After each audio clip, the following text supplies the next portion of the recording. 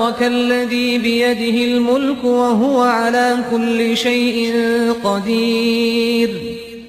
الذي خلق الموت والحياة ليبلوكم أيكم أحسن عملا